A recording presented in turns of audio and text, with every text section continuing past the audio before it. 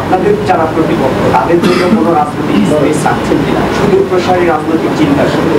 আওয়ামী লীগ কি আসলে আমাদের রাজনৈতিক প্রতিপক্ষ? আওয়ামী লীগ তো রাজনৈতিক দল কিনা।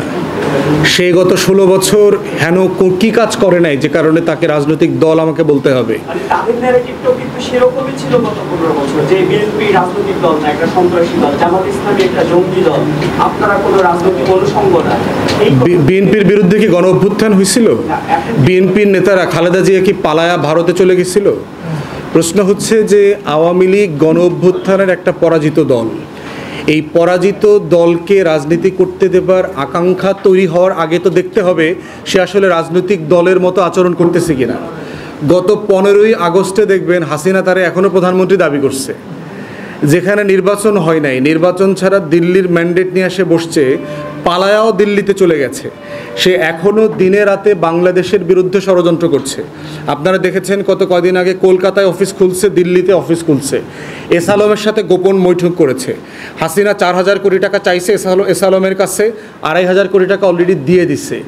আজকে এই যে মঞ্চ 71 যে সকল উস্কানি উৎপাত তৈরি করতেছে, এই টাকাগুলো কোথার থেকে আসতেছে? গুলিস্তানে ঝটিকা মিছিল, এইখানে সেখানে ঝটিকা মিছিল আওয়ামী লীগের, সেগুলো কোত্থেকে আসতেছে? আওয়ামী লীগ গণহত্যার জন্য ন্যূনতম আওয়ামী লীগের কোনো নেতা কর্মী একেবারে রাস্তার মানে টোকাই লীগ থেকে শুরু করে কেন্দ্র পর্যন্ত একটা লোক গত 1 বছরে এই দুঃশাসনের জন্য গণহত্যার জন্য ক্ষমা চাইছে কিনা, রিগ্রেট করেছে কিনা? তারা বাংলাদেশে গত 16 বছরে গণতন্ত্র হত্যার জন্য ক্ষমা চেয়েছে কিনা? $250 বিলিয়ন লুটপাটের জন্য ক্ষমা চেয়েছে কিনা? চায় নাই তো। রাজনৈতিক দল কোনটা? রাজনৈতিক দল হচ্ছে সে দেশের জন্য কাজ করে, ভুল করলে ক্ষমা চায়, রিগ্রেট করে, জনগণের কাছে ফিরে আসে, জনগণের ম্যান্ডেট নেয়। তো যেই মানে ক্রিমিনাল এন্টিটি, তাকে তো আপনার ড্রাগ কার্টেল বলতে হবে, একটা মাফিয়া অর্গানাইজেশন বলতে হবে, সিসিলিয়ান মাফিয়াদের মতো, যে নিজে নিজ দায়িত্বে রাষ্ট্রের ভিতর রাষ্ট্র বানিয়েছে। অতএব তাকে রাজনৈতিক দল আকারে বিবেচনা করাটা হচ্ছে রাষ্ট্রবিজ্ঞানের সকল সংজ্ঞাকে, ইতিহাসের সকল ধারাবাহিকতাকে অস্বীকার করার মতো করে আর কি।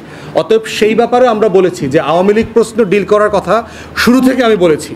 তদন্ত কমিশন, গণতদন্ত কমিশনের কথা বলেছি। আওয়ামী লীগকে কী করা যেতে পারে?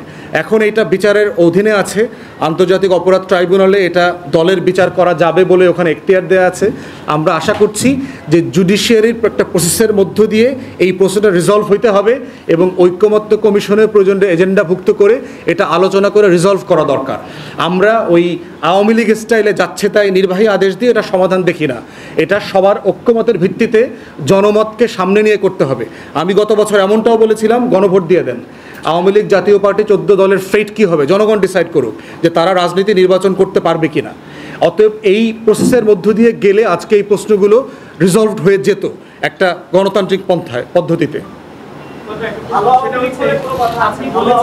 নির্বাচন কমিশনের উপর আস্থা রাখার জন্য যা প্রত্যাশা করেছিলেন সেটি পূরণ হয়নি, মানে তাদের উপর আপনারা আস্থা পাচ্ছেন না। তাহলে একেবারে শুরুতে বললেন যে রোডম্যাপকে স্বাগত জানাচ্ছেন, মানে রোডম্যাপে ওপরে আপনাদের আস্থা নাই, একবার বলে দিলেন যে যা চেয়েছিলেন তার মান নাই, তার মানে নির্বাচন কমিশনের উপর আস্থা নেই। আবার শুরুতে বললেন যে আমরা স্বাগত জানাচ্ছি। তাহলে দুটো বিষয় তো সাংঘর্ষিক হয়ে যাবে। না, এটা সাংঘর্ষিক না, এটা হচ্ছে যেই মেয়েটাকে দেখে আপনার অনেক ভাল লাগছে, অনেক সুন্দরী, তাকে প্রত্যেক দিন ভাল লাগে, দেখতে ভাল লাগে, কথা বলতে ভাল লাগে, কিন্তু তার সাথে সংসার করতে ভাল লাগবে কিনা ওইটা তো আপনি এখনও বুঝতেছেন না।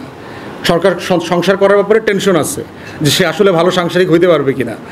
তো এই নির্বাচন কমিশনের অবস্থা হচ্ছে তাই আর কি, যে তার কথাবার্তা শুনেও ভালো লাগে, খারাপ না, ভালো নির্বাচনের কথা বলে টলে, রোড ম্যাপ দিচ্ছে, আচারে ব্যবহারে ভদ্র, কেউ দুর্নীতিবাজ বলে আমরা এখনও জানি না, কিন্তু আসলে একটা ডিসাইসিভ ভালো নির্বাচন করতে পারবে কি না, তার সাথে আমি আগামী ফেব্রুয়ারিতে সংসার করতে পারবো কি না, সেটার ব্যাপারে এখনও ভরসা পাইতেছি না।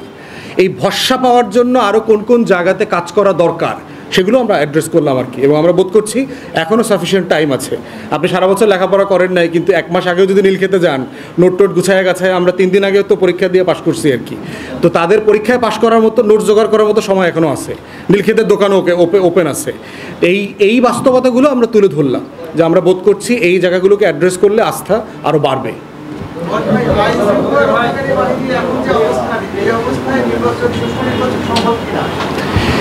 দেখেন, সুষ্ঠু নির্বাচন, আইনশৃঙ্খলা বাহিনীর অবস্থা খুব খারাপ সেটা বলছি না, কিন্তু বাস্তবতা হচ্ছে যেহেতু আপনার অনেক বছর নির্বাচন হয় নাই, একটা কনস্টিটিউয়েন্সিতে এত প্রার্থী দেখলাম, 12 জন 16 জন, এক একটা বড় দল থেকে 20 জন পর্যন্ত ক্যান্ডিডেট দেখতে পাচ্ছি, এবং তার ভিতরে 4-5 জন আছে 5 জনই শত শত কোটি টাকা খরচ করার মতো, এবং 5 জনেরই আপনার ভালো লোকবল আছে।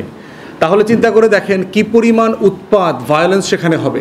আমার এলাকাতে দেখেছি বিএনপির 2 গ্রুপের রামদা মিছিল, আমি নিজে দেখছি, এবং কয়েকশো লোক 2 পক্ষের রামদা মিছিল করতেছে, এবং পুলিশও দেখলাম দূরে দাঁড়ায় আছে। এখন 400-500 লোকের হাতে রামদা, 5 জন পুলিশ গাড়িতে এসে কি করবে আসলে? মানে আপনার মানে করার তো এখতিয়ার, মানে আপনি করতে চাইলেও তো করতে পারবেন না। এরপর পুলিশের একটা বড় অংশ হচ্ছে ছাত্রলীগ, ওরা তো খেলা দেখতেছে, কার্টুন দেখতেছে, আরে ব্যাপক ব্যাপক সার্কাস জমে গেছে, সার্কাস চলুক। তো সেই জায়গাতে আমরা বোধ করতেছি আইনশৃঙ্খলা পরিস্থিতি খুব খারাপ, বাস্তবতা তা না, কিন্তু বহু বছরের একটা নির্বাচন না পাওয়ার, এবং অনেকের আছে এটাই জীবনের শেষ নির্বাচন, সে নির্বাচিত হইয়া কবরে যাইতে চায়, এরকম শত শত ক্যান্ডিডেট আছে সারা বাংলাদেশে। সে মনে করে যে নির্বাচিত হয়ে আজিমপুরে গেলে সওয়াল জবাব হবে না, অতএব তার জীবনেও কিন্তু এইটা একটা বিশাল প্রেশার কাজ করতেছে যে অ্যাটলিস্ট যদি সওয়াল জবাবটা অ্যাভয়েড করা যায়, একটা পতাকা নিয়ে আজিমপুরে গেলাম, তখন দেখা যাবে ওখানে সিকিউরিটি গার্ড পাওয়া যাবে। তো সেই বাস্তবতাতে একটা কম্পিটিশন বেড়ে গেছে।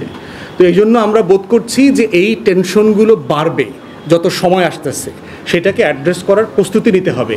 স্বাভাবিক সময় না তো, নির্বাচনটা একটু চ্যালেঞ্জিং টাইম সব সময়, এবং 20 বছর ভালো নির্বাচন না হওয়ার কারণে এটা আরও চ্যালেঞ্জিং হবে।